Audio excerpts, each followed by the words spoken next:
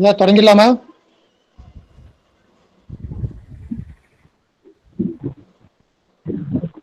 ஐயா தொடங்கிடலாமா? தொடங்கிடுங்கய்யா. ஒன்றே உலகம், பிறப்புக்கும் எல்லா உயிர்க்கும். ஒரு நிமிடம் நான் பேசுறேங்கய்யா, ஒரே ஒரு நிமிடம். தொடங்கி.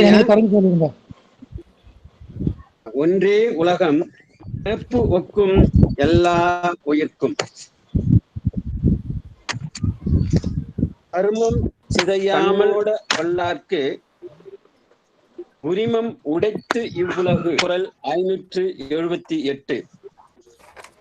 கடமையில் தவறாமல் இரக்கம் உடையவராக இருப்பவர்களுக்கு இவ்வுலகம் சொந்தமாகும் என்ற குறளின்படி பைந்தமிழ் இலக்கிய மன்றத்தின் நிறுவனர் தலைவர் அதிவீர பாண்டியன் ஐயா அவர்கள் தன்னுடைய அமைப்பின் செயல்பாடு வினை கெடாமல் இருப்பதற்காக தன்னுடைய காலத்தை மாறுபடுத்தி 2:50 தொடங்கி 5:30 அவருடைய நிகழ்வை நிகழ்த்தி அதன் பிறகு நமக்கு வினை செய்ய, நமக்கு செயலாற்ற வருகை தந்துள்ளார். அதனை எண்ணி நாம் அவருக்கு உலக திருக்குறள் மையத்தின் சார்பாகவும் உலக திருக்குறள் நிறுவனம் அமைப்பாளர்களின் சார்பாகவும் நான் நன்றியையும் வணக்கத்தையும் வாழ்த்தையும் தெரிவித்துக் கொள்கின்றேன். அதுக்கு அடுத்ததாக சுவிட்சர்லாந்திலிருந்து வருகை புரிந்துள்ள கௌரி பாபு அவருடைய மகள்கள் இருவர் இன்று திருவள்ளுவர் வாழ்த்து பாட இருக்கின்றனர். அந்த அமைவில் அவர்களின் மூத்தவரான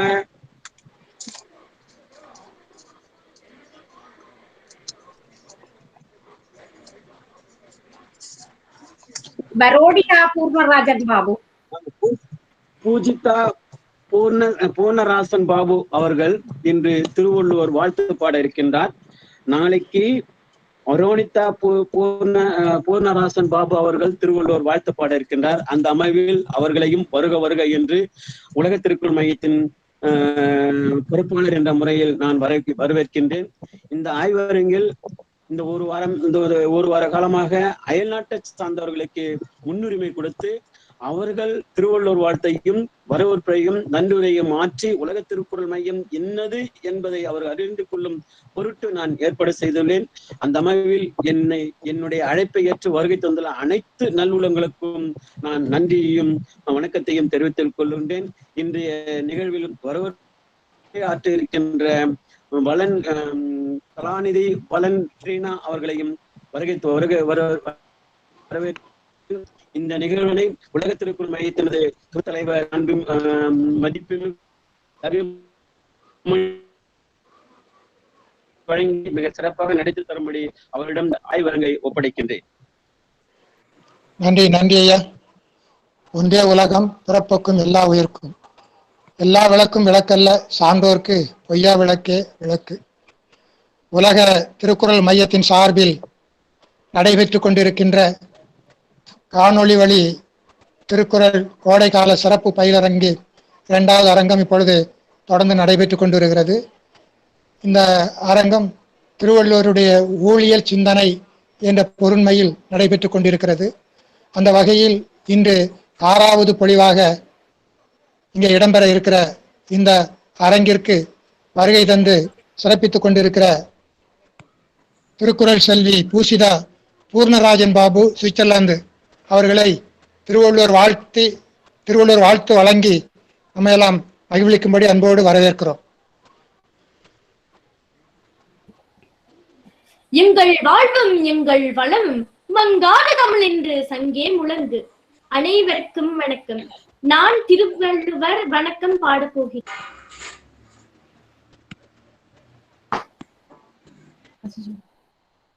எங்கள் வாழ்வும் எங்கள் வளமும் மங்காத தமிழ் என்று சங்கே முழங்கு. அனைவருக்கும் வணக்கம். நான் திருவள்ளுவர் வணக்கம் பாடப் போகிறேன்.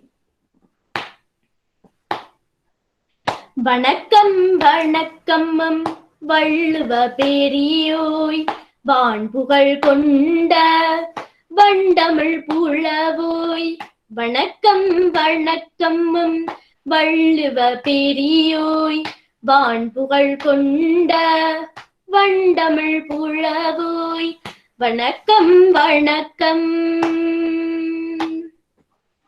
அவரவர் சமய அறநெறி புகன்றாய் அவரவர் சமய அறநெறி புகன்றாய் அனைத்திற்கும் மேல் மனித நேயமுரைத்தாய் அனைத்திற்கும் மேல் மனித நேயமுரைத்தாய் வணக்கம் வணக்கம் வள்ளுவ பெரியோய் வான் புகழ் கொண்ட வண்டமிழ் புலவோய் வணக்கம் வணக்கம். எல்லைகள் கடந்து இனமதம் கடந்தாய் இன்னுயிர் யாவுமே இன என உணர்ந்தாய் எல்லைகள் கடந்து இனமதம் கடந்தாய் இன்னுயிர் யாவுமே இன என உணர்ந்தாய் வல்லமை யாவையும் வழங்கிட விளைந்தாய் வல்லமை யாவையும் வழங்கிட விளைந்தாய் சொல்லமுதாக முப்பாளினை பொழிந்தாய் சொல்லமுதாக முப்பாளினை பொழிந்தாய் வணக்கம் வணக்கம் வள்ளுவ பெரியோய் வான் புகழ் கொண்ட வண்டமிழ் புலவோய் வணக்கம் வணக்கம் வள்ளுவ பெரியோய் வான் புகழ் கொண்ட வண்டமிழ் புலவோய் வணக்கம் வணக்கம். அனைவருக்கும் நன்றி வணக்கம். நன்றி நன்றி அம்மா. இனிய குரலில் சிறப்பாக வாழ்த்து வழங்கிய பூசிதா பூர்ண சுந்தரபாபு அவர்களுக்கு நன்றி. அடுத்து 100க்கும் மேற்பட்ட அறிஞர் பெருமக்கள் இணைந்திருக்கின்ற இந்த அரங்கில் இலங்கையை சார்ந்த உலக இளையோர் திருக்குறள் மையத்தினுடைய தலைவர் திருக்குறள் கலாநிதி வாலண்டினா அவர்கள் அருமையான வரவேற்புரை வழங்கி நம்மை மகிழ்விக்க வருகிறார். அவர்களை அன்போடு வருக வருக என்று வரவேற்கிறோம்.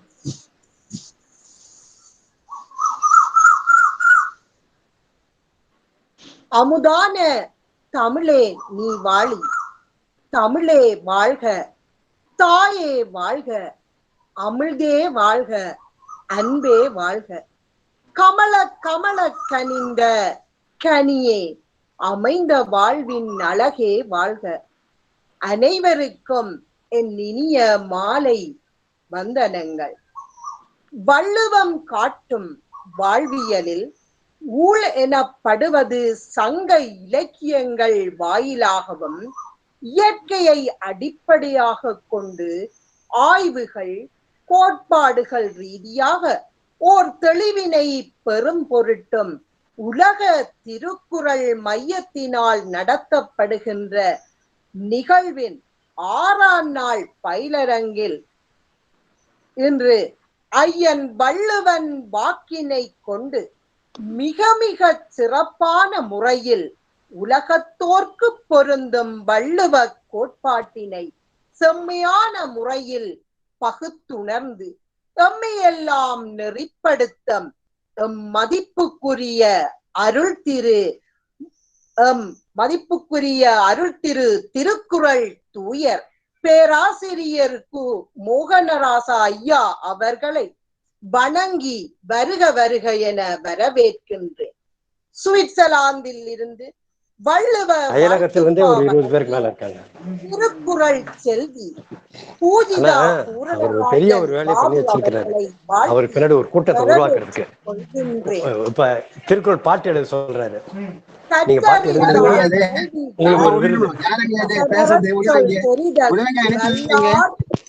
அகத்து இந்நிகழ்வில் கலந்து கொண்டுள்ள பேராசிரியர்கள், முனைவர்கள், ஆசிரியர்கள், முனைவர் பட்ட ஆய்வாளர்கள், பட்டதாரிகள், திருக்குறள் ஆர்வலர்கள் அனைவரையும் வருக வருக என வரவேற்றுக் கொள்வதில் மட்டற்ற மகிழ்ச்சி அடைகின்றேன்.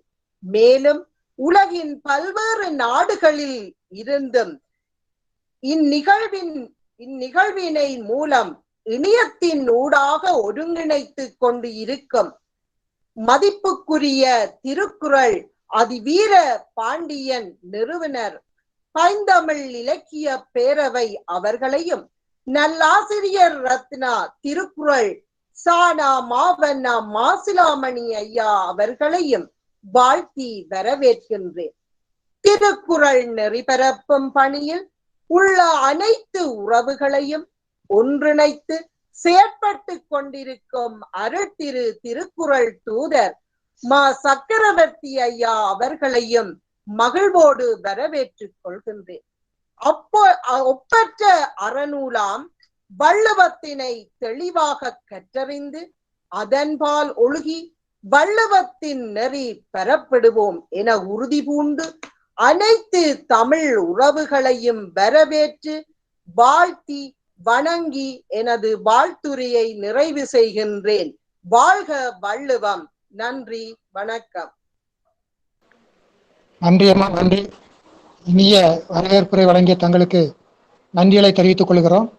இப்பொழுது இந்த பயிலரங்கத்தினுடைய 6வது பொழிவினை நிகழ்த்துவதற்காக சொலல் வல்லன் சோர்விலன் அஞ்சான் அவனை இகழ் வெல்லல் யாக்கும் அரிது என்கிற குறளின் இயல்புக்கு ஏற்ப எப்பொழுது அவருடைய உரையை கேட்போம் என்று உலக அறிஞர் பெருமக்கள் காத்து கொண்டிருக்கிற இந்த நிலையில் மீண்டும் அவர்களை காக்க வைக்காமல் ஐயா அவர்கள் தன்னுடைய பொழிவுரை நிகழ்த்த வரும்படி அன்போடு வேண்டுகிறோம்.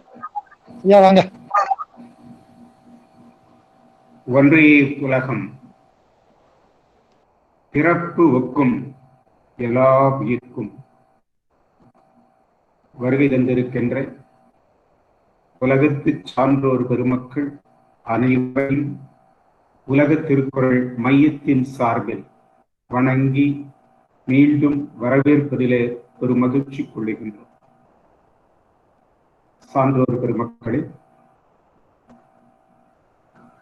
திருக்குறள் கோடை விடுமுறை பயிலரங்கில் திருவள்ளுவரின் ஊழியல் சிந்தனைகளை பற்றிய இந்த எண்ண ஓட்டத்தில் இன்றைக்கு 6ஆம் நாள்.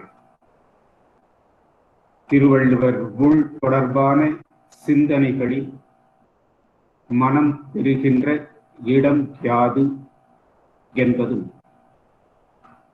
ஊழும் உழைப்பும் என்பது பற்றியும் வள்ளுவர் கூறுகின்ற கருத்துக்களை உங்கள் முன் கூறுவதற்காக நான் வருகை தந்திருக்கின்றேன். இந்த பயிலரங்கில் திருக்குறள் செல்வி பூஜிதா பூர்ணராச பாபு சுவிட்சர்லாந்திலிருந்து செல்வி அருமையாக எங்கள் பக்தவனையா அவர்கள் எழுதிய அந்த பாடலை மிக சிறப்பாக பாடியிருக்கிறார்கள். உலக திருக்குறள் மையத்தில் எங்கள் கவிஞர் பெருமக்கள் பாடிய பாடல்கள் இப்பொழுது உலக அரங்கிற்கு சென்று கொண்டிருக்கிறது என்று நினைக்கின்ற பொழுது நான் ஒரு மகிழ்ச்சி அடைகின்றேன். அதற்கடுத்ததாக உலக இளைஞர் திருக்குறள் மையம் அமைத்து இலங்கையில் அமைத்து அதை மிக சிறப்பாக நல்லறிஞர்கள் பலரையும் ஒருங்கிணைத்து இளைஞர்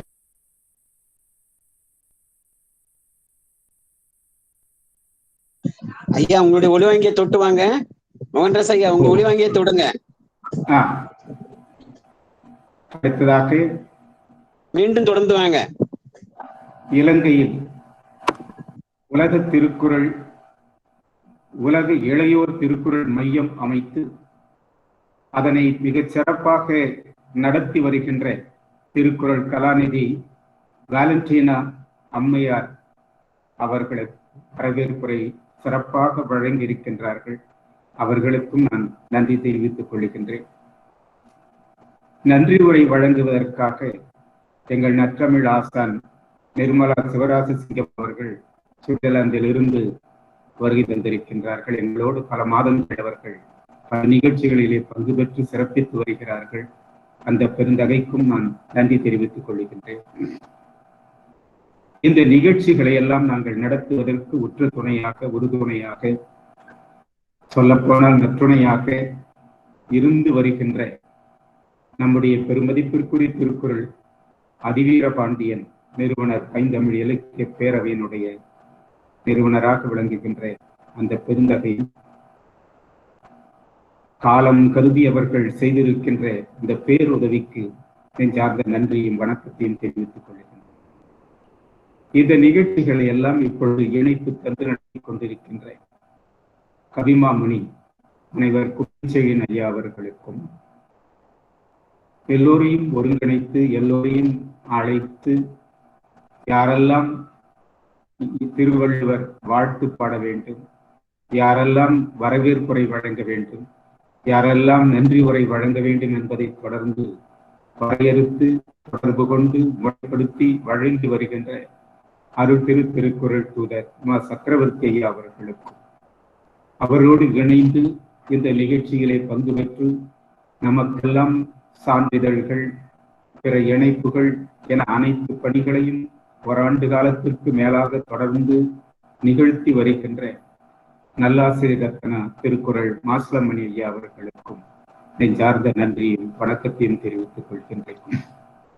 அனைத்திற்கும் மேலாக தமிழகத்தில் இருந்து மட்டுமல்லாமல் கேரளா, புதுச்சேரி, கர்நாடகா போன்ற பிற மாநிலங்களிலிருந்தும், Canada, California, Switzerland, England, Malaysia, Qatar, Ilangai போன்ற பல்வேறு உலக நாடுகளிலிருந்தும் இங்கே வருகை தந்து சிறப்பித்துக் கொண்டிருக்கின்ற உலகத்து பேரறிஞர்கள் அனைவருக்கும் நெஞ்சார்ந்த நன்றியும் வணக்கத்தையும் நான் தெரிவித்துக் கொள்ள கடமைப்பட்டவனாக இருக்கின்றேன். சான்றோர் பெருமக்களே, இந்த பயிலரங்கின் 6வது பகுதியில், அதிலும் சொல்லப்போனால் இன்றுதான் இறுதி பகுதி என்று அமைய இருக்கிறது. நாளைக்கு 6 பகுதிகளையும் சுருக்கமாக சொல்லி அதன் பிறகு நீங்கள் விடுக்கின்ற வினாக்களுக்கெல்லாம் விடை தருவதாக நாளைய நிகழ்வு அமைய இருக்கிறது.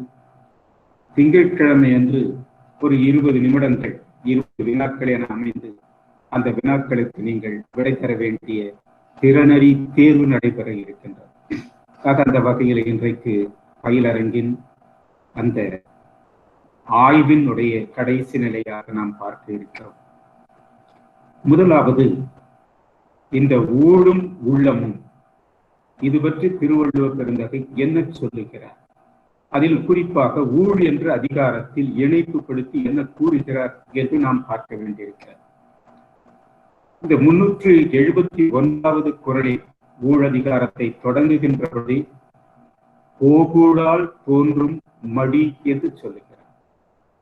இங்கே உள்ளத்தை ஊழோடு உள்ளத்தை இணைத்து திருவள்ளுவர் பெருந்தகை சொல்லுகிறார். என்ன என்றால், போகூழால் நமக்கு ஆக்கத்தை போக்குகின்ற, அழிவினை உண்டாக்குகின்ற ஊழ் தோன்றும் என்று சொன்னால் உள்ளத்தில் சோர்வு உண்டாகிறது, சோம்பல் உண்டாகிறது என்று ஒரு கருத்தை தொடங்குகின்ற பொழுதே நமக்கு அவர்கள் முன்வைக்கிறார்கள் என்பதை நாம் உணர்ந்து கொள்ள முடிகின்றது. அது ஒரு பகுதி. 378வது குறட்பாவை நீங்கள் எடுத்துக்கொள்வீர்களே ஆனால், புறப்பார்மன் துப்புரவு இல்லார் உரற்பால ஊட்டா கழியும் எனின் என்று சொல்லுகிறார்கள் வள்ளுவர் பெருந்தகை.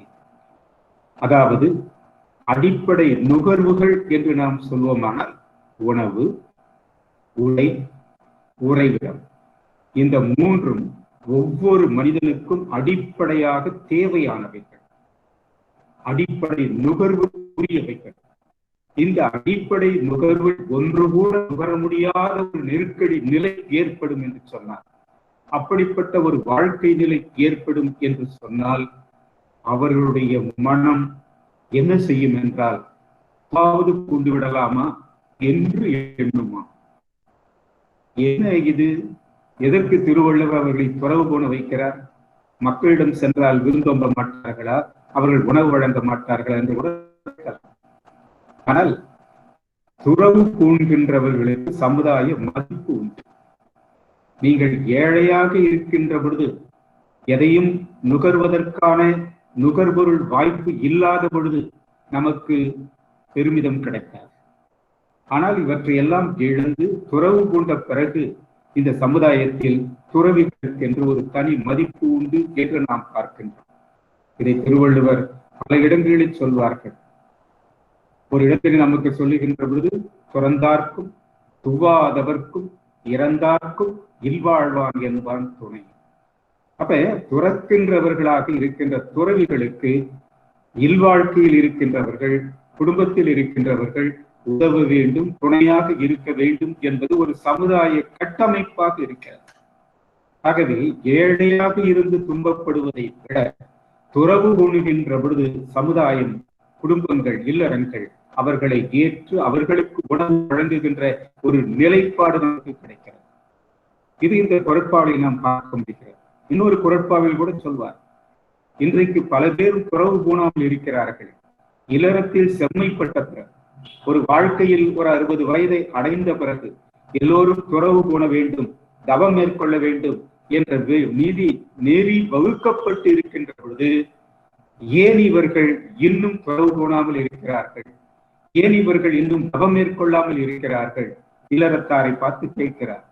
அப்பொழுது அவருக்குள் ஒரு ஆறுதல், ஓஹோ, இந்த துறந்தவர்களுக்கெல்லாம் வேண்டுவனதெல்லாம் வழங்க வேண்டும் என்பதற்காகவே இந்த இல்லறத்தார் இன்னும் துறவு பூணாமல் இருக்கிறார்களோ என்று அவர் ஒரு முடிவுக்கும் வருகிறார். ஆக ஒரு குறிப்பு இல்லறத்திலிருந்து செம்மைப்பட்டு ஒரு நாம் நுகர்ந்ததெல்லாம் போதும், நாம் வாழ்ந்த வாழ்க்கையெல்லாம் போதும் என்று எண்ணி பின்னால் பக்குவப்பட்டு துறவு போன வேண்டும். இது தமிழ் துறவு. இதை தொல்காப்பிய காலம் முதல் கொண்டு நாம் அதைத்தான் தமிழ் துறவு என்று பார்க்கிறோம். அது இறந்ததன் பயன் என்று தொல்காப்பியர் சொல்வதை கூட நாம் எண்ணி பார்க்க முடிகிறது. ஆக அந்த நிலையிலே திருவள்ளுவர் எண்ணி பார்க்கின்றார். இவர் இல்லறத்தார் துறவு போனாமல் இருக்கிறார்கள், துறவரத்தாருக்கு இன்னும் செய்ய வேண்டிய கடமைகள் இருக்கிறது, அவற்றையெல்லாம் செய்த பிறகு நாம் துறவு போன வேண்டியது இருக்கிறார்கள் என்று திருவள்ளுவர் பெருந்தகை சொல்வதை நாம் பார்க்க முடிகிறது. இன்னொரு இடத்தில் கூட சொல்லுகின்ற செய்த இந்த குறள் இன்னொரு இடத்துல சொல்வார், துறந்தார் நன்றாந்தார் கையிலை மன்னிக்கவும்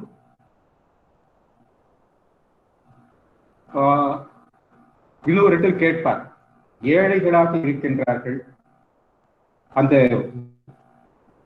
ஏழைகளிடம் உண்ணுவதற்கு கூட உணவில்லாமல் காடி உப்பு இதை வைத்து அவர்கள் உண்ணுவதற்காக இருக்கின்ற அந்த உணவை கூட ஏழைகளாக இருக்கின்றவர்கள், நுகர முடியாதவர்களாக இருக்கின்றவர்கள் சென்று விருந்தினராக சென்றால் என்ன செய்வார்கள்? உடனே அந்த ஏழை நிலையிலும் கூட, தமக்கு உணவில்லாத நிலையிலும் கூட வருகின்ற விருந்தினர்களுக்கு விருந்து கொடுப்பார்கள். அதை பார்க்கிறார் திருவள்ளுவருக்கு பொறுத்து கொள்ள முடியவில்லை. ஐயோ, அவர்களே ஏழைகளாக இருக்கிறார்கள், அவர்களே காடிக்கும் உப்புக்கும் மேலே உப்பும் உண்ணுகின்றவர்களாக இருக்கிறார்கள். இப்படி ஏழையாக இருக்கின்றவர் அவரிடம் சென்று இந்த காடிக்கும் உப்புக்கும் கூற்றாக அதை விருந்தாக ஏற்றுக்கொண்டு இவர்கள் போக வேண்டி இருக்கிறதே, அதனால் ஏழைகளுக்கு உண்ணுவதற்கு உணவில்லாத நிலை, அந்த கஞ்சி கூட குடிப்பதற்கு முடியாத நிலை ஏற்பட்டு விடுகிறது என்று எண்ணுகின்ற பொழுது இவரெல்லாம் துறவு கொண்டு விடக்கூடாதா என்று பார்க்கிறார் திருவள்ளுவர். ஏன்னா துறவு கொண்டு எங்க வேணாலும் உங்களுக்கு மக்கள் வரவேற்று உணவு வழங்குவார்கள். ஆக அதைத்தான் துப்புரவு இல்லார் துறவாமை உப்பிற்கும் காடிக்கும் கூற்று என்று திருவள்ளுவர் பெருந்தகை சொல்வதை பார்க்க முடிகிறது.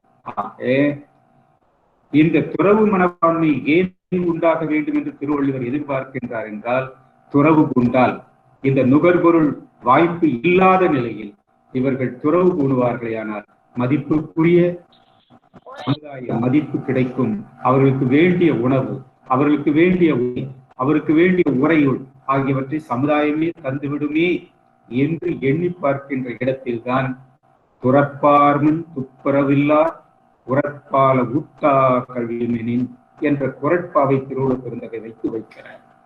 ஒரு நல்ல நோக்கத்தில் தான் இப்படிப்பட்ட எண்ணம் உருவாகும். இயல்பாகவே நம்ம இப்படி ஏழையாக இருந்து துன்பப்படுவதை விட துறவியாக இருந்து சமுதாய மதிப்பை பெற்று வாழலாமே என்ற எண்ணம் உள்ளத்தில் உருவாகும் என்று திருவள்ளுவர் சொல்வதை நாம் பார்க்க முடியும்.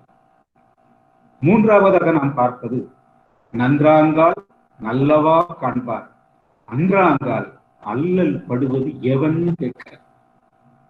நல்லது நினைக்கும், நல்லது நடக்கின்ற பொழுது ரொம்ப மகிழ்ச்சி அடைகிறீங்களே, அப்ப நல்லதற்கு அல்லாதது நடக்கின்ற பொழுது ஏன்பா துன்பப்படுறீங்க? அதையும் ஏற்றுக்கணும் இல்ல. நல்ல இன்பம் வருகின்ற பொழுது இன்பத்தை கண்டு மகிழ்கின்ற நீங்கள் துன்பத்தை கண்டு அதையும் வாழ்க்கையில் ஒரு வழி என்று ஏற்றுக்கொள்ள வேண்டும் அல்லவா? ஏன் துன்பப்படுகிறீர்கள் என்று கேட்கின்றார் திருவள்ளுவர் பெருந்தகை. ஆக இந்த 3 கருத்துக்களை பார்க்கின்றார். ஒன்று, செல்வத்தை போக்கும் ஊழ் அமையுமானால் உள்ளத்தில் சோம்பலை உருவாக்கும், சோர்வை உருவாக்கும். 2, நுகர்பொருள் ஏதும் இல்லை என்றால், உணவு உடை உறையுள் என்ற நுகர்பொருள் ஏதும் இல்லை என்றால் நாம் துறவு பூணலாமே என்ற எண்ணம் அவர்களுக்கு உருவாக்கம் பெறும். 3, நல்லனவற்றை நல்லவாக ஏற்றுக்கொள்கின்றவர்கள் துன்பம் வருகின்ற பொழுது அதை ஏன் ஏற்க தயங்குகிறார்கள் என்ற நிலைப்பாட்டில் அடுத்த கேள்வி கேட்கிறார் திருவள்ளுவர். ஆக இந்த ஊழுக்கும் உள்ளத்திற்கும் உள்ள தொடர்பு என்ற ஒரு கோட்பாட்டை நாம் வரையறுத்து காண்போம் என்று சொன்னால், போகுள் தாக்கும் பொழுது, இது 3மே போகுள் தொடர்பானதுதான். போகுள் தாக்கும் பொழுது பொருளூட்டும் உணர்வு இன்றி மனம் சோர்ந்து போகும். நுகர்பொருள் வாய்ப்பு இன்றேல் உள்ளத்தில் துறவு எண்ணம் உருக்கொள்ளும். அல்லன அனுபவிக்க நேரிட்டால் மனம் துன்பம் கொள்ளும். ஆக இந்த 3 குறட்பாக்களையும் பொருள் கண்டோம், அதன் பிறகு தொகுத்து கண்டோம், அதன் பிறகு கோட்பாடாக நாம் சுருக்கி காண்கின்றோம். இது ஒரு முதல் பகுதியாக நாம் பார்க்கிறோம். திருக்குறளுடைய அடிப்படை நோக்கம் என்ன என்று பார்த்தால், மனித முயற்சி. தெய்வ அருள் அப்படி என்று எங்குமே திருவள்ளுவர் கடவுள் அருள், இறை அருள் என்றெல்லாம் எங்குமே சொல்லவில்லை. இறைவன் அருளுடைய அந்த அருளை பெறுவதற்காக, அடைவதற்காக, தான் அந்த அருளுணர்வை பெறுவதற்காக மனிதன் இறைமையை நோக்கி பயணம் மேற்கொள்ள சொன்னாரே தவிர, இறைவன் மனிதனுக்கு அருளுவான் திருவள்ளுவர் எங்கும். இதை நன்றாக நாம் மனத்திலே ஆழமாக பதிய வைத்துக் கொள்ள வேண்டும். அப்படியானால் அந்த இறை அருளை அடைய வேண்டுமானால் மனித முயற்சி தேவை. அதைத்தான் முதல் அதிகாரத்திலேயே, கடவுள் வாழ்த்து அதிகாரத்திலேயே, இறைமை பண்பு, மனித முயற்சி, அதற்கான விளைவு என்ற நிலையில்தான் அந்த குறட்பாக்கள் கடைசி 9 அமைந்திருப்பதை நாம் பார்க்க முடிகிறது என்று திருவள்ளுவரின் இறைநெறி சிந்தனைகளை பற்றி நாம் ஆராய்கின்ற அந்த பயிலரங்கிலே நாம் பார்த்திருக்கிறோம். ஆக அங்கும் கூட மனித முயற்சி தான் முக்கியம். இந்த ஊழ் பற்றிய சிந்தனை வருகின்ற பொழுதும் கூட ஊழை எதிர்கொள்ள முடியுமா, எந்த அளவுக்கு எதிர்கொள்ள முடியும் என்பதையெல்லாம் அவர் எண்ணி பார்க்கின்ற பொழுது பின்பகுதியிலே வருகின்ற பொருட்பாலிலே வருகின்ற பல பகுதிகளிலே அங்கே மனித முயற்சிக்குத்தான் முதன்மை தருகிறார். மனிதன் என்றால் முயற்சி என்பதுதான் முதன்மை. அந்த முயற்சி இருந்தால்தான் அவன் அறிவையும் பெற முடியும், அவன் செல்வத்தையும் பெற முடியும், அவன் இந்த மண்ணில் வாழவும் முடியும். அதனால்தான் பொருளில்லார்க்கு இவ்வுலகம் இல் என்று வள்ளுவ பெருந்தகை சொல்வதை நாம் பார்க்க முடிகிறது. அதற்கு முயற்சி தேவை. அதனால்தான் எள்ளி துளிக கருமம் என்று நமக்கு எல்லோரையும் நோக்கி அவர் இருக்கிறார். எதையும் தெளிவாக எண்ணி அந்த முயற்சியை முன்னிறுத்தி செல்லுங்கள் என்று திருவள்ளுவர் பெருந்தகை சொல்வதை நாம் இனங்காண முடிகிறது. அது 467வது குறள். காலம் அறிதல் என்று வருகின்ற பொழுது நீங்கள் பார்த்தீர்களே, ஆனால் ஒரு அருமையான கருத்தை சொல்லுகிறார். ஒரு நல்ல வாய்ப்பு உங்களுக்கு வாய்க்கிறது என்று சொன்னார். நல்ல ஒரு நெறிய நீங்கள் எய்துவதற்கான ஒரு நல்ல செயல் அல்லது அதிக ஒரு செயல் உங்களுக்கு கிடைக்கிறது, உங்களை நோக்கி வருகிறது என்று சொன்னால் உடனே செய்தற்கு அரியனவற்றை முயன்று செய்ய முனைந்து விடுங்கள் என்கிறார்.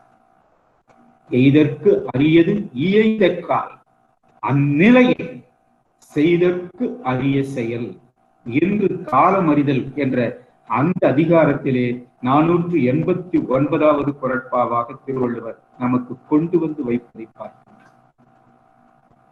யாரை துணை கொள்வது? இறைவனை துணை கொள்வதா, தெய்வங்களை துணை கொள்வதா, தெய்வ மாந்தர்களை துணை கொள்வதா, உயர்ந்த சான்றோர்களை எல்லாம் துணை கொள்வதா?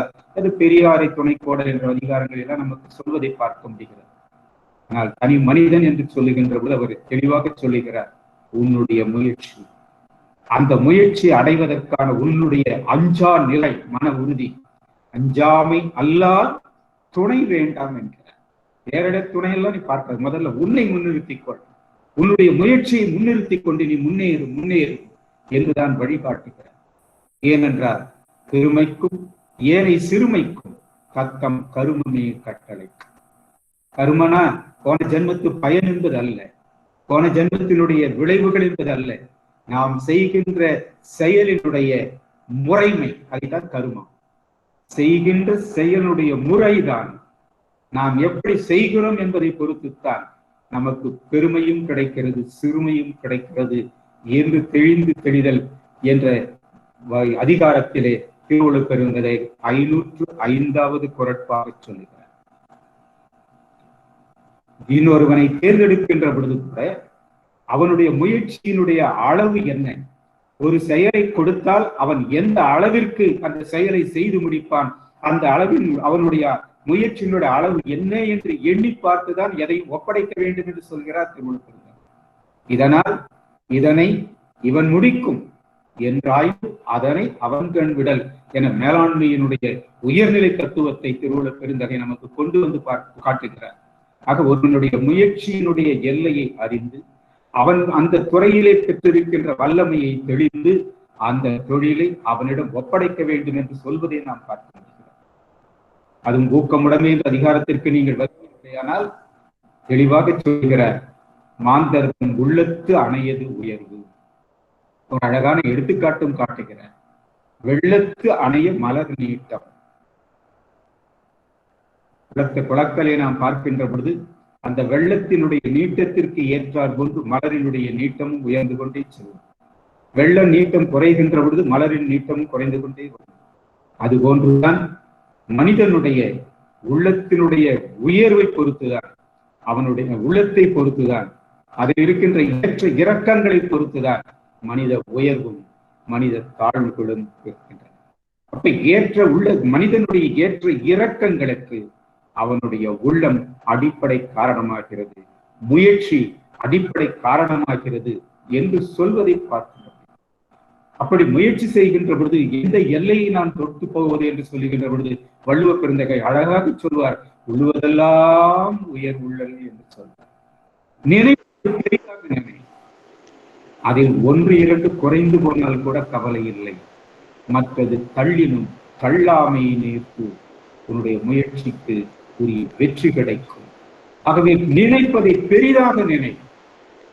தேர்வு எழுதப் போகிறேன் என்றால் 100க்கு 100 என்று எண்ணி உள்ளே செல்ல வேண்டும். திங்கட்கிழமை நீங்கள் தேர்வு எழுத போறீங்க, எல்லாரும் மனதிலும் இருக்கும், 20 கேள்வி கேட்க போறார்கள், 20க்கு 20 நான் வெற்றி பெறுவேன் என்ற எண்ணத்தோடு நீங்கள் புரிந்தீர்களானால் நிச்சயமாக வெற்றி பெற முடியும். சென்ற தேர்விலும் கூட 4 பேர் 100க்கு 100 எடுத்திருக்கிறார், எடுக்க முடியாது அல்ல. ஆக அப்படி வெற்றி பெற முடியும். அதுதான் நாம் பார்க்கின்றோம், வெள்ளத்தனைய மலர் நீட்டம் மாந்தரம் உள்ளத்தனைய உயர்வு. அப்படி மட்டுமல்ல, உள்ளுவதெல்லாம் உயர்வுள்ளல் என்று சொல்வதை பார்க்க முடிகிறது. அப்படி முயற்சி எடுத்து செல்வாயானால் உன்னை ஆக்கம் உன்னை தேடி வரும். நீ தேடி போக வேண்டும் அவசியம் இல்லை. நீ முயற்சியை முன்னெடுத்து செல், உன்னுடைய வாழ்க்கையின் ஆக்கங்கள் பெருக்கங்கள் அது தானே வந்து சேரும் என்று சொல்வதை, ஆக்கம் அதர்வினாய் செல்லும் அசைவிலா ஊக்கம் உடையான் உடைன்னு சொல்றார்.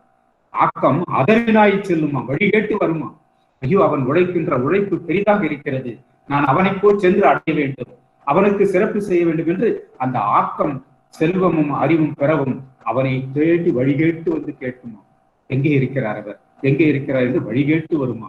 ஆக அப்படியெல்லாம் சொல்வதை மனித முயற்சிக்கு அவ்வளவு பெரிய இடம் தருவதை நாம் பார்க்க முடியும்.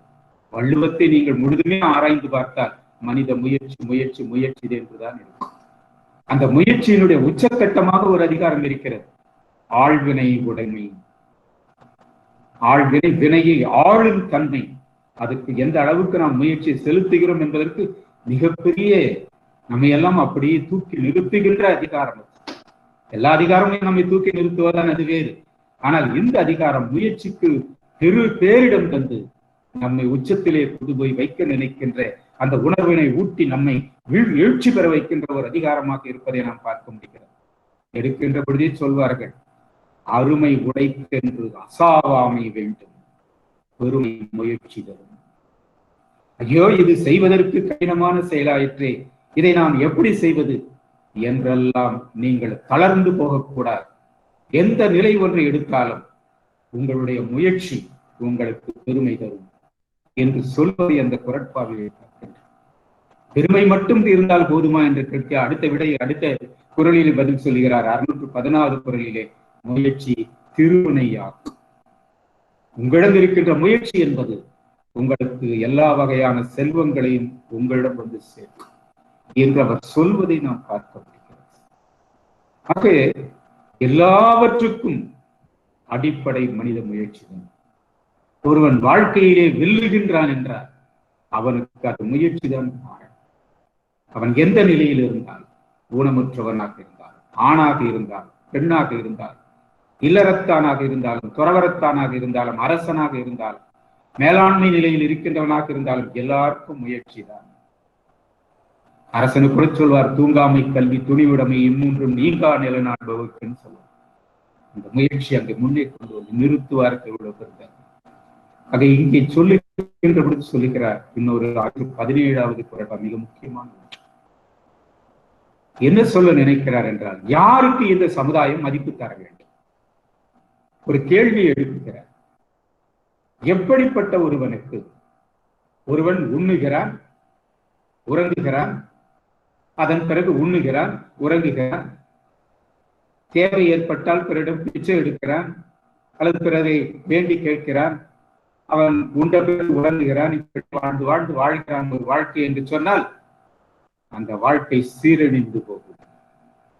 அவன் பொருள் எந்த ஒரு செல்வமும் இல்லாத அழிவான். பெரும் செல்வனாக செல்வம் சேர்த்து விட்டாலும் கூட அந்த செல்வத்தை செம்மையான வழியிலே பயன்படுத்திக் கொள்ள வேண்டும். பிறருக்கு பயனுடையதாக கொண்டு வருவதும் தனக்கே பயனுடையதாக அதை அமைத்துக் கொள்ளுவது என்பதுதான் வாழ்க்கை. இல்லை என்று சொன்னால் அந்த செல்வம் அழியும்.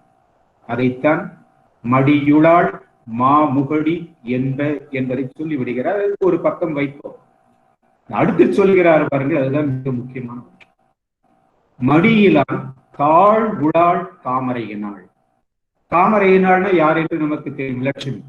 செல்வத்துக்கு அதிபதியாக விளங்குகிறாள் என்பது ஒரு புராண கற்பனை. ஒரு உருவம் கடவுள் இருக்கிறது என்பதல்ல. கடவுளால் நாம் படைத்திருக்கிற மனிதர்கள் ஒவ்வொருத்தருக்கும் ஒவ்வொன்றை ஒரு அதிபதியாக நாம் படைத்திருக்கிறோம். கல்வி என்றால் சரஸ்வதி, செல்வம் என்றால் லட்சுமி என்று இப்படியெல்லாம் நாம் படைத்திருக்கிறோம் மனித சமுதாயத்தில்.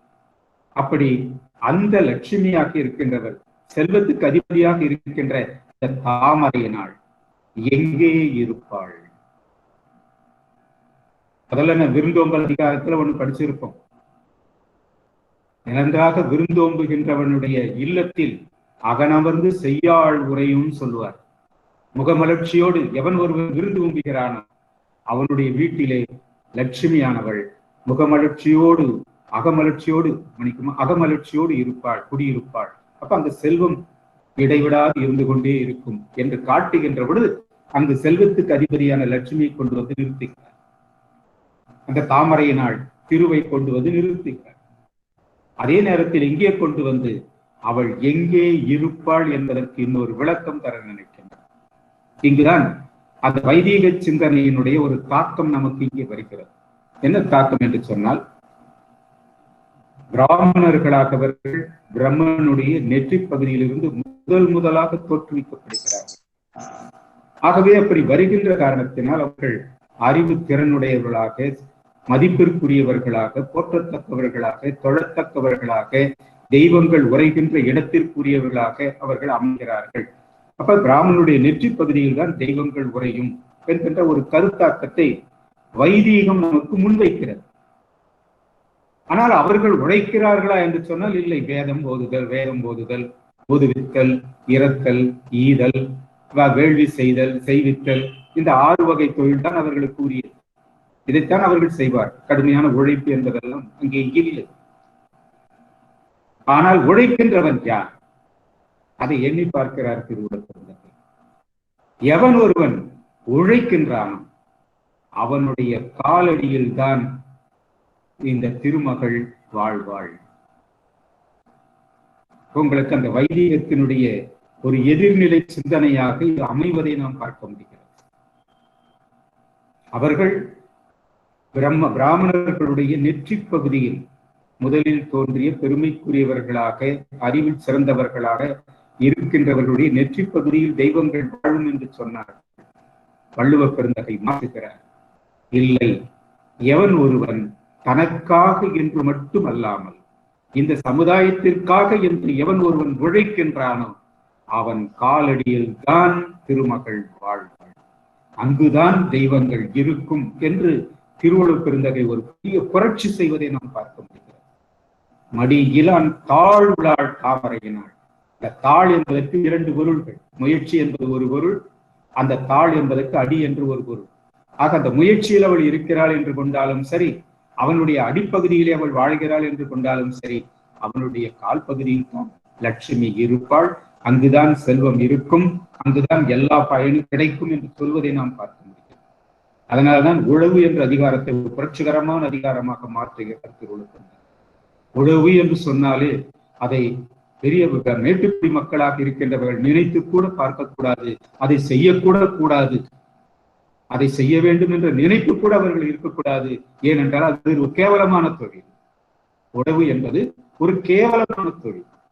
மேட்டுக்குடி மக்கள் நினைத்து பார்க்கக்கூடிய தொழில் அன்று. கீழ்த்தரமான மக்களாக இருக்கிற சூத்திரர்கள் தான் அதை பற்றி நினைத்து பார்க்க வேண்டும் என்ற நிலை இருந்திருக்கிறது. இன்றைக்கும் அந்த நிலை இருக்கிறது. இன்றைக்கு உழவர்கள் வடநாட்டிலே 200வது நாளாக இருக்கிறார்கள்.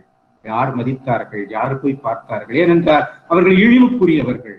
அதனால் மேட்டுக்குடி மக்கள் போய் பார்க்க மாட்டார்கள்.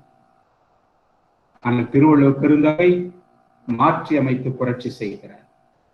இவர்கள் என்ன சொன்னார்கள் என்று சொன்னால், பிரம்மனுடைய நெற்றியில் பிறந்த காரணத்தினால் அவர்கள்தான் தெய்வத்திற்கு நிகரானவர்கள், தெய்வத்தை விட உயர்ந்தவர்கள், தெய்வீக நிலைக்கு உரியவர்கள், அவர்கள் தொழத்தக்கவர்கள் என்று வைதீகம் நமக்கு சொன்னது.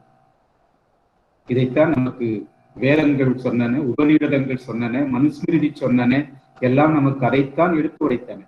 மாற்றி அமைக்கிறார் திருவள்ளுவர் பெருந்தகை. இல்லை, எவன் ஒருவன் உழைக்கிறான் என்பதுதான் முக்கியம். எவன் ஒருவன் உழைக்கிறான், அது சமுதாயத்திற்காக, எல்லோருடைய வாழ்வுக்காக எவன் உழைக்கிறானோ அவன் தான் உயர்ந்தவன். அப்படிப்பட்டவன் தான் தொழுகைக்கு உரியவனே தவிர உழைக்காத எவன் ஒருவனும் தொழுகைக்குரியவன் அல்லன் அல்லன் அல்லன் என்று சொல்லுகிறான். உழுதுண்டு வாழ்வாரே வாழ்வார், மற்றெல்லாம் தொழுதுண்டு பின் செல்பவர். அப்ப தொழுகைக்கு உரியவன் யார் என்றால் உழவன் உழவன் உழவன் என்பதை உழவு என்ற அதிகாரத்தின் முழு நிலையாக பார்க்கிறார். அப்படி சொல்லுகின்ற பொழுது அவன் பிச்சை எடுக்க மாட்டான். நீ பிச்சை எடுக்கிற மேல இருந்துகிட்டு அவன் பிச்சை எடுக்க மாட்டான். ஆனா எல்லாருக்கும் பிச்சை கொடுத்து வாழ்வான். அதான் உழைக்கின்ற உழைப்பாளி, முயற்சிக்கு உரிய ஒருவனுடைய உண்மையான வாழ்க்கை அதுதான். அவன் யாரிடமும் கை நீட்ட மாட்டான். அவன் எப்பொழுதும் மேலே இருக்குமே தவிர கீழே வர. இரவார் இறப்பார்க்கு ஒன்று ஈவார், கரவாது கை செய்தோன் மாலை அவர் என்று உழவர்களை பாராட்டுகிறார். அவர்கள் பிச்சை எடுக்க மாட்டார்கள் உங்களைப் போல.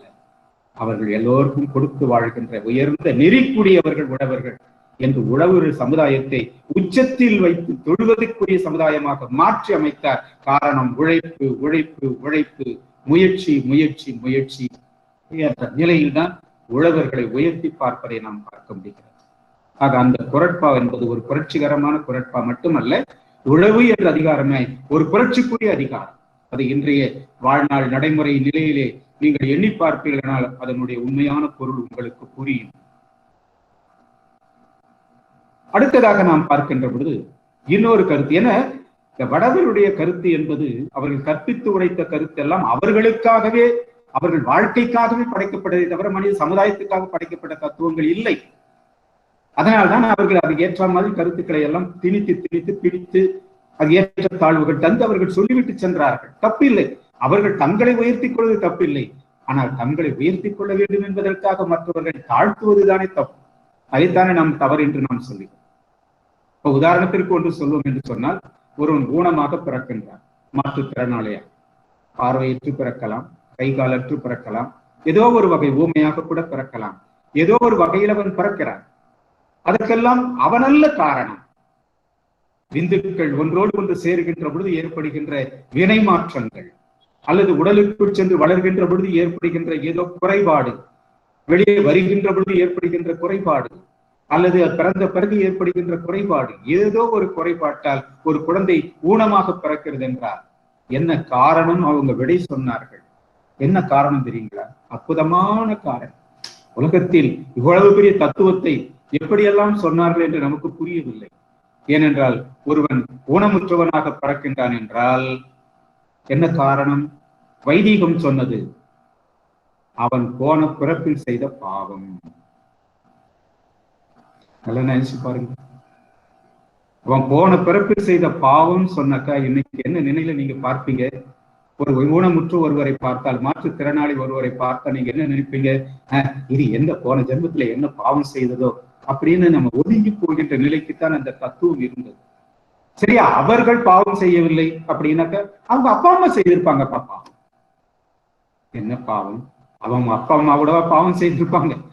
இப்படி ஒரு முறைமை இல்லாத ஒரு தத்துவம் தான் அங்க நாம் பார்க்கிறோம். அதனால்தான் திருவள்ளுவர் பெருந்தகைக்கு மாற்று கருத்து தர வேண்டும் என்பதற்காகத்தான் ஊனமாக பிறப்பது என்பது பாவமும் இல்லை, பழியும் இல்லை என்று ஒரு அடி போடுறார். குறியின்மை யாருக்கும் பழி அன்று. 618வது குறள். மாற்றுத்திறனாளிகளாக ஒருவன் பிறக்கின்றான் என்றால் அது அவனுடைய பாவம் இல்லை, பழியும் இல்லை. அவனுடைய பெற்றோருடைய பாவமும் இல்லை, பழியும் இல்லை. ஆனால் ஓர் உறுப்பு இல்லை என்றால், இருக்கின்ற உறுப்பால் எதை கொண்டு சாதிக்க முடியும் என அவன் எண்ணி பார்த்து அந்த உறுப்பை பயன்படுத்தி, அறிவை பயன்படுத்தி கொண்டு செலுத்தி அதனால் அவன் மேம்படவில்லை என்றால் அதுதான் பழி, பாவம். இதுக்கு எத்தனையோ பேர் பார்த்தோம். எலினா, இந்த இவங்கெல்லாம் பார்க்கிறோம், பெரிய பெரிய மேதைகள் எல்லாம் உறுப்புகளே இல்லாமல் வாழ்க்கை வரலாற்றில் எத்தனையோ சாதனை படைத்தவர்களை பார்க்க முடிகிறது. அதனால்தான் இன்றைக்கு மாற்றுத்திறனாளிகளுக்கு என்றெல்லாம் போட்டிகள் நடத்துகிறார்கள். பல நாடுகளிலே என்று பார்க்கின்ற பொழுது அவர்கள் மீது இரக்கம் கொண்டு நடத்துகிறார்கள். இவர்கள் பாவப்பிறவிகள், படிப்புரியவர்கள் அப்போ இந்த போட்டிகள் நடத்துறாங்க. இல்லை, இவர்களும் முன்னேற வேண்டும், அவர்களால் முன்னேற முடியும். ஒரு உறுப்பு குறைபாடுடையது என்றால் பிரிதோர் உறுப்பை பயன்படுத்தி அவர்கள் நிலைநாட்டுவதற்காக இந்த உலக அரங்கிலே பலவும் நடப்பதை நாம் பார்க்க முடிகிறது. ஆக வைதீக தத்துவங்கள் இங்கே தவிடுபடியாவதை நாம் எண்ணி பார்க்க வேண்டியிருக்கின்றது. இன்னொன்று சொல்லுகிறார், அவர்களுக்கு ஒரு உறுப்பால் அவர்கள் சாதிக்க முடியும் என்றால் அதற்கான சமுதாய வாய்ப்பையும் வசதியையும் சமுதாயம் தர வேண்டும், அரசு தர வேண்டும் என்பதையும் அங்கே திருவள்ளுவர் 2000 ஆண்டுகளுக்கு முன்னே நிலைநிறுத்தி சென்றிருக்கிறார் என்று பார்க்கிறோம். அறிவறிந்து ஆழ்வினையின்மை பழி. அவர்களுக்கு எதை கொண்டு அவர்கள் சாதிக்க முடியுமோ அதற்கான வாய்ப்புகளையும் வசதிகளையும் வழங்கி அதை அறிந்து சமுதாயம் அவர்களுக்குரிய வாய்ப்பையும் வசதியும் தரவில்லை என்றால் அது சமுதாயத்தின் பழி. ஒரு அரசன் அதற்கு ஆட்சியாளன் தரவில்லை என்று சொன்னால் அது அரசு ஆட்சியாளனுடைய பழி. ஆக இது அவர்களுடைய பழி அன்று என்று சொல்லுகின்ற அந்த மாபெரும் தத்துவத்தை முயற்சியை அடிப்படையாக கொண்டு மாற்றுத்திறனாளிகளும் தம் முயற்சியால் மேம்பட முடியும் என நெறிப்படுத்தி தந்தவர் திருவள்ளுவர் என்று நாம் பார்க்க முடிகின்றோம். அடுத்த குறளிலே அதே ஆழ்வினை உடனே குறளை சொல்வார், தெய்வத்தான் ஆகாது எனினும் முயற்சி தன் மெய்வருத்த கூலிது. இன்றைக்கு பொது உடைமை சமுதாயத்தில் சொல்வார்கள், தொழிலாளர் புரட்சி ஏற்பட்ட பொழுது சொன்னார்கள், உழைப்புக்கு ஏற்ற ஊதியம். எவ்வளவு உழைக்கின்றானோ 8 மணி நேரம் உழைப்பென்றால் அந்த உழைப்பிற்கு ஏற்ற ஊதியம் அவனுக்கு கிடைக்க வேண்டும். எந்தெந்த நிலையிலிருந்து அவன் உழைக்கின்றானோ அந்த நிலைக்கேற்ற ஊதியங்கள் ஒவ்வொருவருக்கும் கிடைக்க வேண்டும் என்று சொன்னார்கள். இன்றைக்கு பொது உடைமை சிந்தனையாக, தொழிலாளர் விழிப்புணர்வு சிந்தனையாக, போராட்ட சிந்தனையாக, எழுச்சி சிந்தனையாக இன்றைக்கு இருப்பதை நாம் பார்க்க முடிகிறது. இதை 2000 ஆண்டுகளுக்கு முன்னரே சொன்னவர் தான் நாம் இன்று திருவள்ளுவர் பெருந்தகை.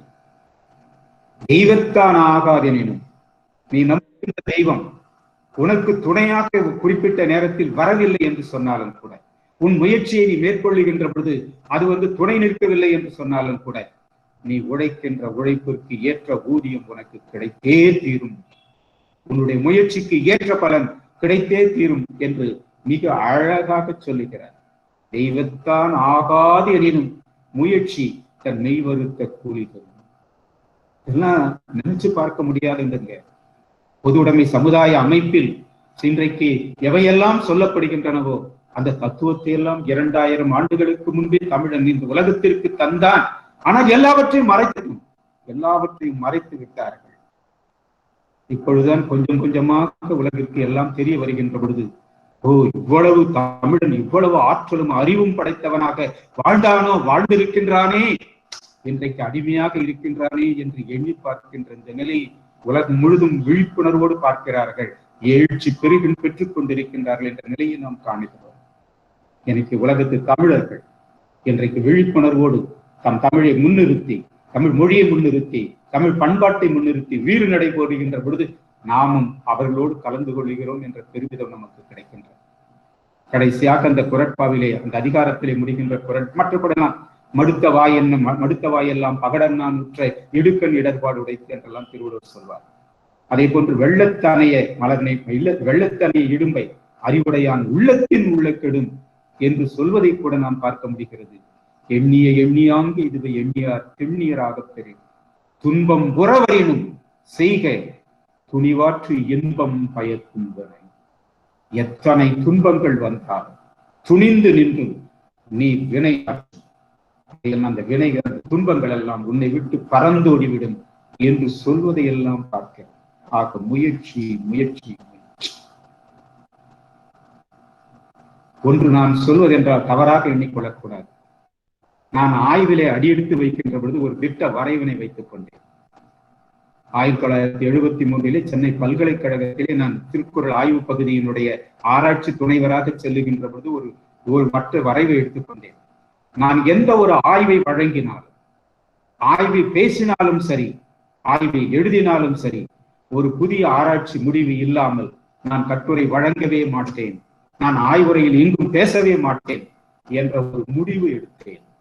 1973 சென்னை பல்கலைக்கழக திருக்குறள் ஆய்வு பகுதியிலே நான் பணிக்கு செல்லுகின்றேன்.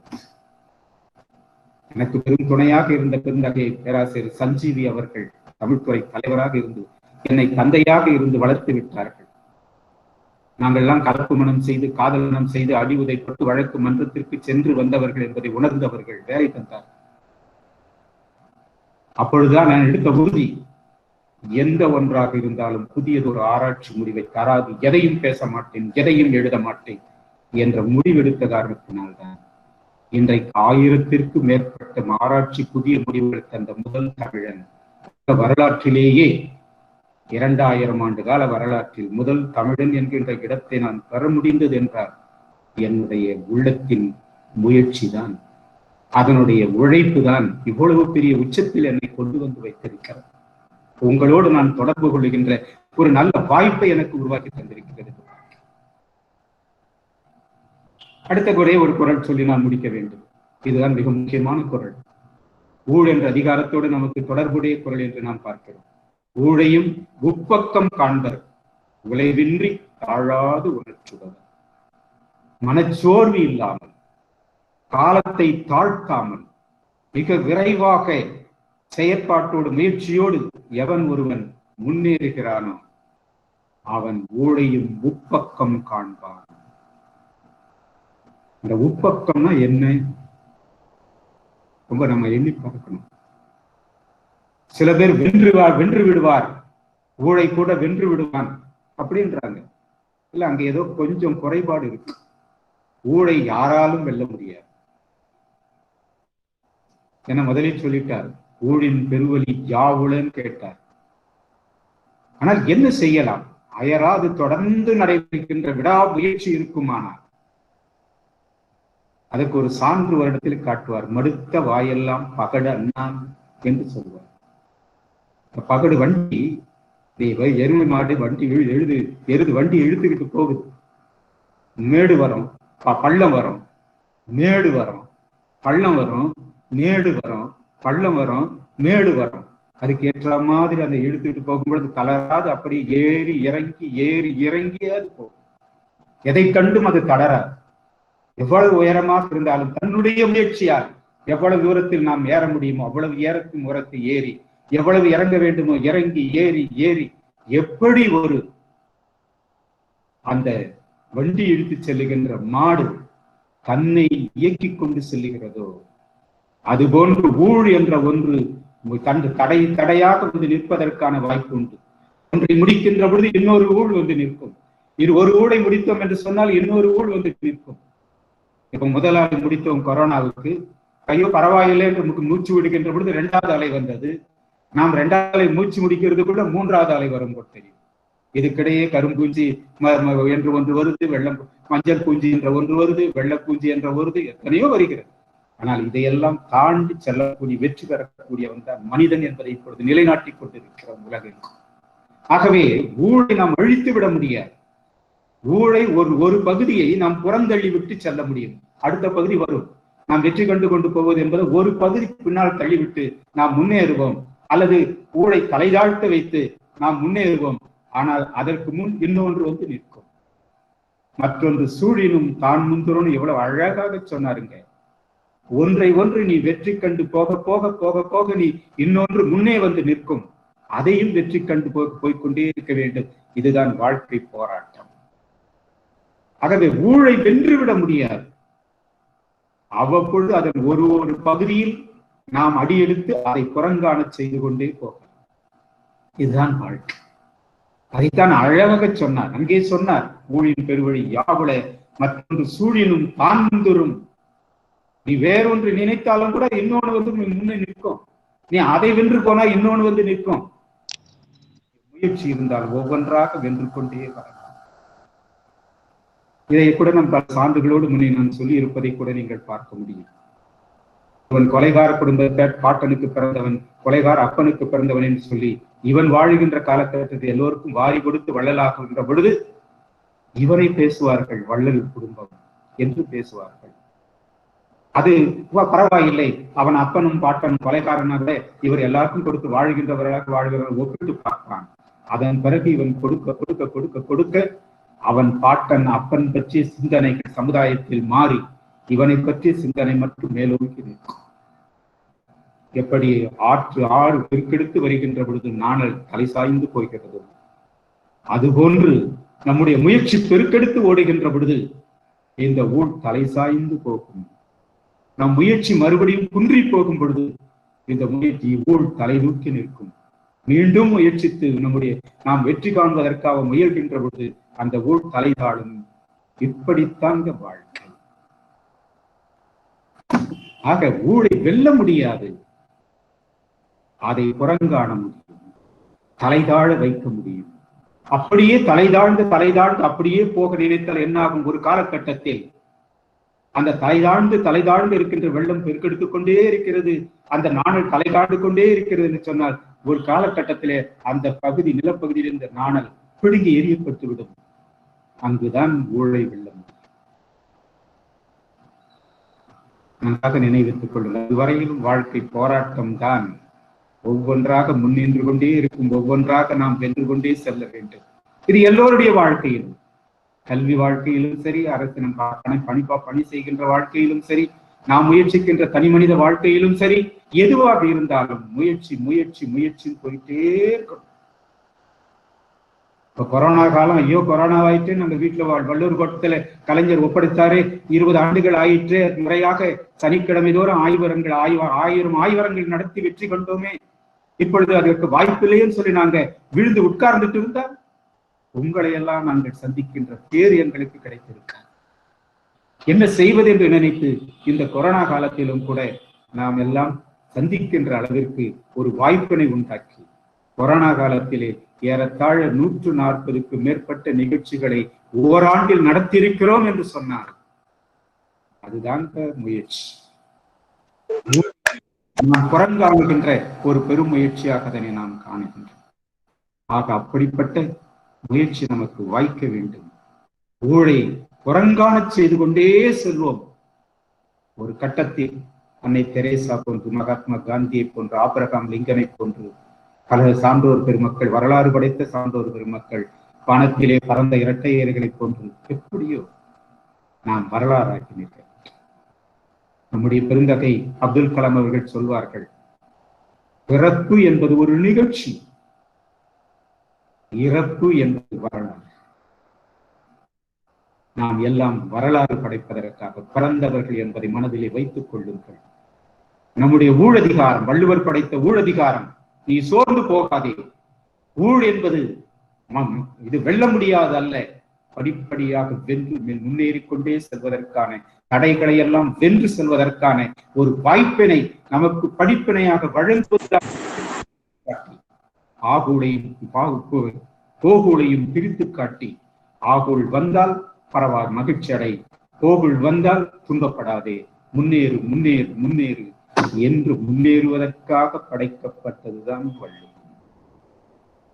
மனிதனுடைய ஒவ்வொரு படியிலும் அவன் முன்னேறுவதற்கான படிநிலைகளை படிப்படியாக நமக்கு அமைத்து தருவதுதான் வள்ளுவம் என்று நாம் ஆக சான்றோர் பெருமக்களே, உலகத்து அறிஞர் பெருமக்களே, இந்த வள்ளுவத்தை நாம் ஏந்தி கொண்டிருக்கின்ற நாம் நல்ல சிந்தனைகளை, உண்மையான வள்ளுவ சிந்தனைகளை, என சமயங்கள் தோறும் உள்ளே புகுந்து வள்ளுவத்தை சிதைத்திருக்கின்றன. நாத்திகங்களும் கூட உள்ளே புகுந்து வள்ளுவத்தை சிதைத்திருக்கின்றன. ஆத்திகர்கள் மட்டுமல்ல, நாத்திகர்களும் திருக்குறளுக்குள்ளே புகுந்து வள்ளுவத்தை சிதைத்து விட்டார்கள். ஆனால் வள்ளுவத்தின் உண்மை நிலையை புரிந்து நாம் வள்ளுவத்தை உலகிற்கு கொண்டு செல்ல வேண்டிய எண்ணம், நிலை, கட்டுப்பாடு, கடப்பாடு நமக்கு இருக்கிறது என்பதால் தான் உலக திருக்குறள் மையம் இந்த கோடை விடுமுறையில் 2 பயிலரங்குகளை நடத்தி முடித்திருக்கிறது. ஆகைய ஒன்று இறைநெறி பயிலரங்கமாக, சிந்தனைகள் பயிலரங்கமாக பார்த்தோம். இன்னொன்று ஊழியல் சிந்தனை பயிலரங்கமாக பார்க்கிறோம். வரலாற்றிலே இந்த 2 திருக்குறளில் எல்லாரும் குழப்பிக் கொண்டு இருந்த இடம் நாம் தெளிவு தந்திருக்கிறோம். நாம் தந்த தெளிவு என்பது இதற்கு மேல் இன்னொரு தெளிவு இல்லை, நாம் தருவதுதான் தெளிவு. இதை உலகம் நன்றாக மனதிலே கொள்ள வேண்டும். ஏனென்றால் இந்த முடிவுகளை நாங்கள் பெறுவதற்கு, இந்த சிந்தனைக்கு நாங்கள் வருவதற்கு நான் உழைத்த உழைப்பு 48 ஆண்டு காலம். திருக்குறளை தவிர நான் எதையும் ஆய்வு செய்ததில்லை. திருவள்ளுவரை தவிர நான் யாரையும் வணங்கியதில்லை. அடுத்து வணங்கினேன் என்றால் என்னுடைய மனைவி. ஏனால் அவர்கள் திருக்குறளுக்காகவே வாழ்ந்தவர்கள் என்பதால் அவர்களை நாள்தோறும் வழிபாடு செய்கிறேன். திருவள்ளுவரையும் நாள்தோறும் காலையிலும் மாலையிலும் வழிபாடு செய்கிறேன். என் மனைவியையும் வழிபாடு செய்கிறேன். என் மனைவி என்பதற்காக அல்ல, இந்த திருக்குறளுக்காக அவர்கள் உழைத்த உழைப்பிற்காக, வீர மங்கைக்காக அவரை நான் வழிபாடு செய்கிறேன். ஆக நீங்களும் திருக்குறளுக்காக வாழ்ந்து இந்த உலகத்திற்கு வழிகாட்டுகின்றவர்களாக வருகின்ற பொழுது உங்களை வரலாறாக்க நாங்கள் காத்துக் கொண்டிருக்கிறோம். வரலாறாகுங்கள். உங்கள் பிறப்பு என்பது மிக பெரும் வரலாறாக்க இந்த உலகிற்கு படைத்து காட்டுங்கள். இந்த உலகிற்கு திருக்குறள் ஒன்று, அதுதான் உங்களுக்கு பெரும் வரலாற்றை உண்டாக்கும். ஏந்துவோம், உலகிற்கே வழிகாட்டுவோம், விழிப்புணர்வு ஊட்டுவோம். எல்லோரும், எல்லா மொழியினரும் நாட்டினரும் நம்மை திரும்பி பார்க்குமாறு, பெருமிதத்தோடு பார்க்குமாறு, தமிழன் என்கின்ற நிலையை இன்றைக்கு உலகெங்கும் உருவாக்கிக் கொண்டிருக்கின்ற இன்னும் பெருமை அடைகின்ற வகையில் நாம் பெரிய பாதையை நாம் காட்டுவோம் காட்டுவோம் காட்டுவோம் என சொல்லி அமைகிறேன்.